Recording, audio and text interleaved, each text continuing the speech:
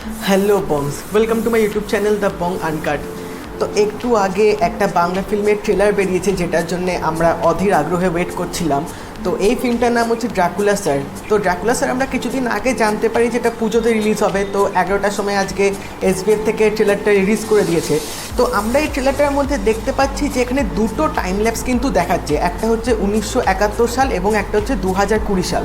তো আমরা 1971 সালের মধ্যে দেখতে পাচ্ছি যে এখানে অনির্বাণের ক্যারেক্টার নাম হচ্ছে অমল, যে একটা স্কুলের প্রাইমারি টিচার ওখানে পড়ান, কিন্তু তার কিন্তু দুটো গজদাঁত আছে। তো এই দুটো গজদাঁতের জন্য তাকে তখনকার টাইমে সবাই তাকে খ্যাপাতো রাগাতো ড্রাকুলা স্যার বলে নাম দিয়েছিল। এবার ওই টাইমে কিন্তু একটা রিভল্ট চলবে, একটা রেভলিউশন চলবে, যেখানে আমরা দেখতে পাই যেখানে একটা আন্দোলন চলছে একটা কোনো কিছুর একটা এগেনস্টে। 2020-তে যখন আমরা দেখতে পাচ্ছি যে এখানেও কিন্তু তখন অনির্বাণের একটা ক্যারেক্টার হবে যার নাম হচ্ছে রক্তিম। তো এই 2020-তেও অনির্বাণের কিন্তু দুটো গজদা থাকবে এবং তারপর অনির্বাণের এগুলো শুনতে শুনতে নিজের মধ্যে হয়তো কোথাও একটা কনফিডেন্স হারিয়ে যাবে এবং তখন অনির্বাণ হয়তো নিজেকে ভাবতে শুরু করবে যে হয়তো সত্যিই ড্রাকুলা, তাই এরকম তার দুটো গজদার আছে। এবং আমরা ট্রেলারটার মধ্যে দেখতে পাচ্ছি যে অনির্বাণ তখন আস্তে আস্তে নিজেকে যখন ড্রাকুলা ভাবতে শুরু করবে তখন সে এখানে দেখতে পাচ্ছি যে রক্ত খাবে এবং একটা ড্রাকুলার যেরকম বৈচিত্র্য হয়তো সেরকম ক্যারেক্টারিস্টিক্সগুলো কিন্তু আমরা অনির্বাণের মধ্যে তখন দেখতে পাবো। এবং এই ট্রেলারটার মধ্যে মিমি চক্রবর্তী আছে এবং রুদ্রনীল ঘোষও আছে। কিন্তু 2020 সালের যে এই অনির্বাণকে যখন আমরা দেখতে পাবো রক্তিম হিসাবে, তখন কিন্তু তার একটা ভায়োলেন্ট রূপ কিন্তু আমরা এখানে দেখতে পাবো, যে তিনি রীতিমতো একটা ড্রাকুলার মতো বিহেভ করছে এবং বাচ্চাদেরকে ভয় দেখাচ্ছে সাথে।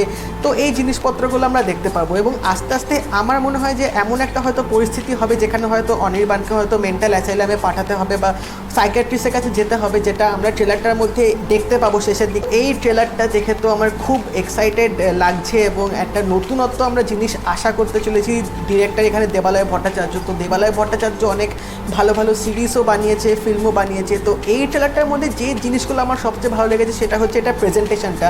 ট্রেলারটা কিন্তু খুব ভালোভাবে এখানে প্রেজেন্ট করা হয়েছে। দুটো টাইম ল্যাপসে দুটো গল্প দেখিয়েছে, কিন্তু দুটো গল্পের মধ্যেও কোথাও হয়তো একটা লিঙ্ক থাকতে পারে বা এখানে হয়তো অনির্বাণ হয়তো আমাদেরকে গল্পটা বলবে, এরকম একটা হয়তো কিছু হতে পারে আমার যে ট্রেলারটা দেখে মনে হলো।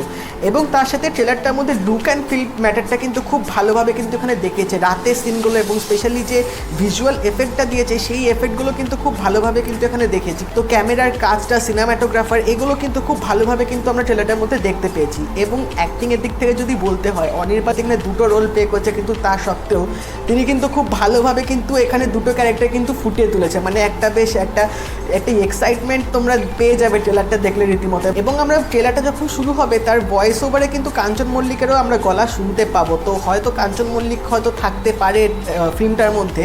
তো একটা পুজোর মধ্যে এরকম একটা ফিল্ম, বেশ একটা এক্সাইটমেন্ট ব্যাপার হয়ে যাচ্ছে। এবং এই ট্রেলারটার মধ্যে বিজিএম যে স্কোরটা দিয়েছে না, বিজিএম স্কোরটা কিন্তু খুব ভালোভাবে ট্রেলারটার সাথে কিন্তু ম্যাচ করেছে। মানে তোমাদের একটা আলাদা এক্সপিরিয়েন্স দিয়ে দেবে ট্রেলারটা দেখার সময়। তো আমার তো খুব ভালো লেগেছে এবং অনির্বাণকে খুব প্রমিসিং লাগছে আমার এই রোলটার মধ্যে। দুটো ক্যারেক্টার সাইমালটেনিয়াসলি উনি প্লে করছে এবং দুটো ভিন্ন ধারার কিন্তু রোল, কিছুটা সেম আছে কিন্তু তার সত্ত্বেও কিন্তু একটু নতুনত্ব হয়তো আমরা দেখতে পেতে পারি। তো এবার দেখা যাক ফিল্মটা কেমন হয়।